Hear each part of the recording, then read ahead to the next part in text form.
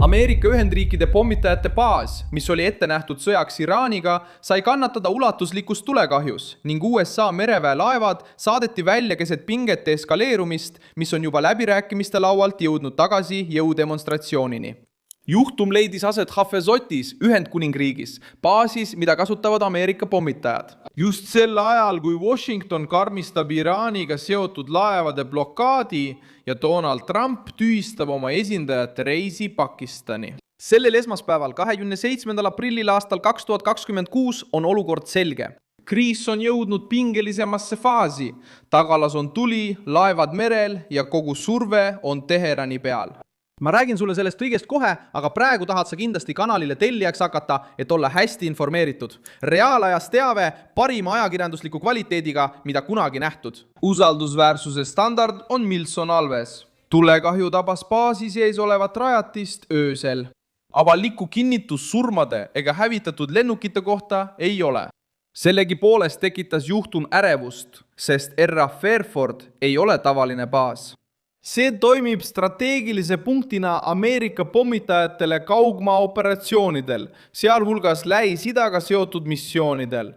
Kui selline rajatis sütib kriisi ajal Iraaniga, tekib küsimus, kas see oli õnnetus, sisemine rike või midagi tõsisemat.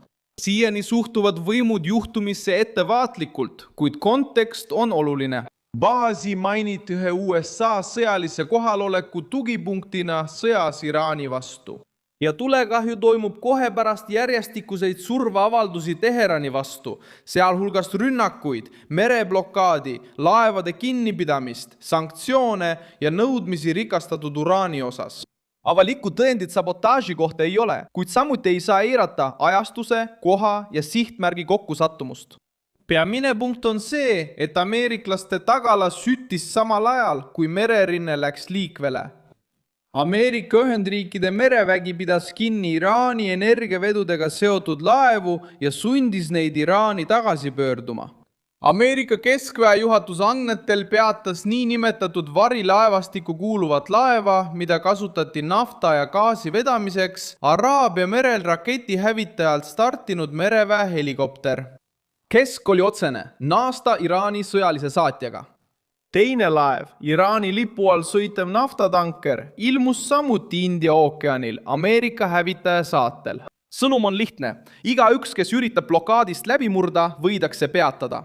Leviv materjal räägib 7 laevast, mis on operatsiooni algusest saadik ümber suunatud. See näitab pidevat, planeeritud ja üha laienevat survet. Ameerika Ühendriigid üritavad Iraani mere kaudu toimivaid majanduskanaleid sulgeda. Trump otsustas panuseid tõsta. Ta tühistas Ameerika esindajate reisi Islamabadi Pakistanis, kus nad pidid iraanlastega läbirääkimisi pidama. Põhjenduseks toodi, et liikumisele kulus liiga palju aega ja konkreetseid tulemusi oli vähe. Trumpile omistatud sõnade kohaselt ei kavatse tema esindajad reisida 16 või 17 tundi, et saada kätte dokument, mida peetakse nõrgaks. Sõnum oli karm. Kui Iraan tahab rääkida, siis las helistab. See otsus muudab kriisi tooni. Seni oli veel püütud läbirääkimisi jätkata isegi sõjalise pingega. Nüüd seab Trumpi avaldus Ameerika Ühendriigid täieliku jõupositsiooni. Ta väidab, et Washingtonil on kõik trumbid käes. Que o Irã perdeu capacidade militar. Et Iraani juhtkond on segaduses ja keegi ei tea täpselt, kes Teheranis võimul on. See lause ei ole ainult provokatsioon. See viitab sellele, et Ameerika Ühendriigid näevad Iraani režiimi sisemiselt nõrgenenuna.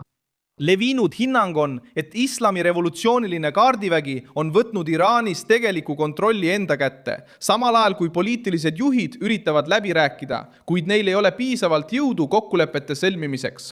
See seletab ummikseisu. Ideoloogiline sõjaline tiib ei taha näida allaandjana. Diplomaatiline tiib üritab aega võita ning Trump, märgates seda lõhet, otsustab mitte anda Teheranile enam lihtsat võimalust esineda.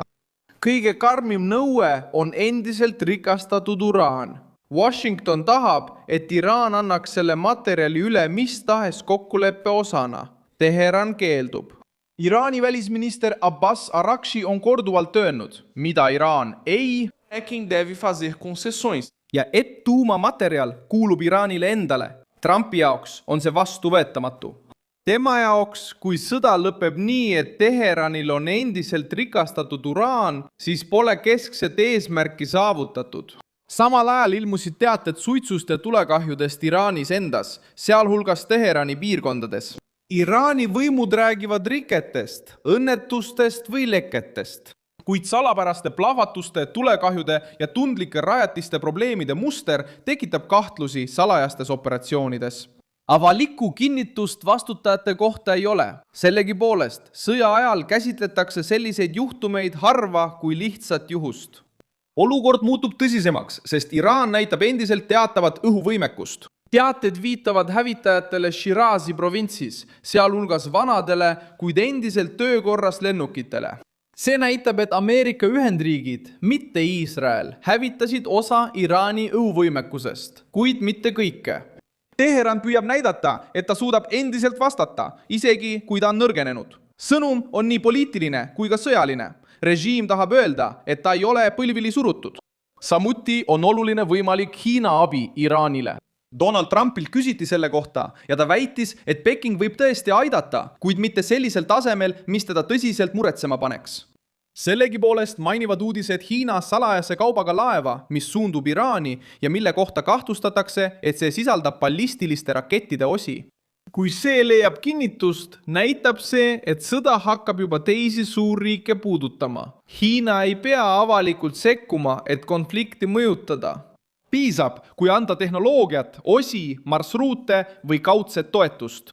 Liibanonis ründab Iisrael samuti positsioone, mis on seotud Iraani toetatud jõududega. Iisraeli õhujõud ründasid Lõuna-Liibanoni alasid, survestades edasi vaenulikke struktuure. See samm näitab, et sõda Teherani vastu ei toimu ainult Iraani territooriumil. See levib võrkude, liitlasrühmade, relvateede ja piirkondlike rindete kaudu.